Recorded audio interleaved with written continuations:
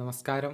Raf talks ഫുട്ബോളിലേക്ക് ഏവർക്കും സ്വാഗതം. ഇന്നലെ ഇംഗ്ലീഷ് പ്രീമിയർ ലീഗിൽ നടന്ന മത്സരത്തിൽ ഒരു നാണം കെട്ട തോൽവിയാണ് മാഞ്ചസ്റ്റർ സിറ്റിക്ക് ഏറ്റുവാങ്ങേണ്ടി വന്നിട്ടുള്ളത്.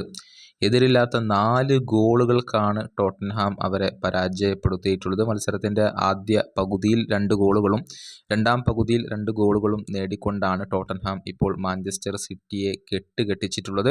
സിറ്റിയെ സംബന്ധിച്ചിടത്തോളം ഇത് വളരെയധികം കഠിനമായ ഒരു സമയമാണ്. എന്തെന്നാൽ അവസാനമായി കളിച്ച 5 മത്സരങ്ങളിലും മാഞ്ചസ്റ്റർ സിറ്റി പരാജയപ്പെടുന്ന ഒരു കാഴ്ചയാണ് നമുക്ക് കാണാൻ കഴിഞ്ഞിട്ടുള്ളത്.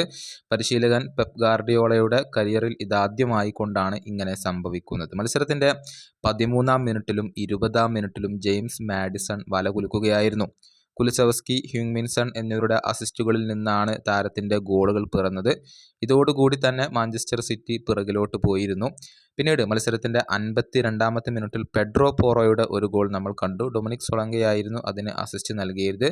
മത്സരത്തിൻ്റെ ഏറ്റവും അവസാനത്തിൽ ടിമോ വെർണറുടെ അസിസ്റ്റിൽ നിന്നും ബ്രണ്ണൻ ജോൺസൺ കൂടി ഗോൾ നേടിയതോടെ ഇത്രയും വലിയ ഒരു തോൽവി മാഞ്ചസ്റ്റർ സിറ്റിക്ക് വഴങ്ങേണ്ടി വരികയായിരുന്നു എന്നുള്ളതാണ്.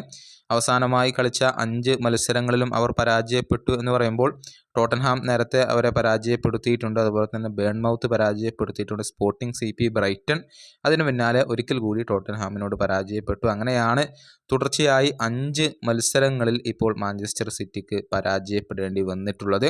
ഇനിയിപ്പോൾ പ്രീമിയർ ലീഗിലെ മറ്റു റിസൾട്ടുകൾ എടുത്തു പരിശോധിച്ചാൽ വമ്പന്മാരായ ചെൽസിക്ക് വിജയിക്കാൻ കഴിഞ്ഞിട്ടുണ്ട്. 1-2 ഗോളുകൾക്ക് ലെസ്റ്റർ സിറ്റിയെ പരാജയപ്പെടുത്താൻ അവർക്ക് കഴിഞ്ഞിട്ടുണ്ട്. നിക്കോളാസ് ജാക്സൺ 15-ാം മിനിറ്റിൽ എൻസോ ഫെർണാണ്ടസിൻ്റെ അസിസ്റ്റിൽ നിന്നും ഒരു ഗോൾ കണ്ടെത്തി. പിന്നീട് 75-ാം മിനിറ്റിൽ ഹെഡറിലൂടെ എൻസോ ഫെർണാണ്ടസ് ഒരു ഗോൾ നേടുകയായിരുന്നു. അങ്ങനെയാണ് ഈ ഒരു മത്സരത്തിൽ ചെൽസിക്ക് വിജയം സ്വന്തമാക്കാൻ കഴിഞ്ഞിട്ടുള്ളത്.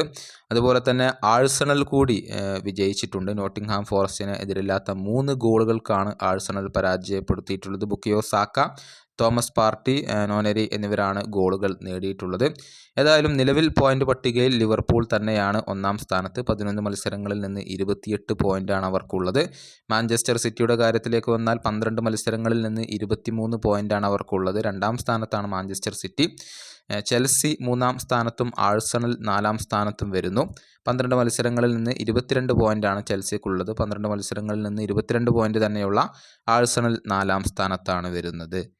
ഈ വീഡിയോയുടെ അവസാനിപ്പിക്കുന്നു. ഫുട്ബോൾ ലോകത്തെ കൂടുതൽ വിശേഷങ്ങളുമായി റാഫ് ടോക്സ് കൊണ്ടുവെത്താം.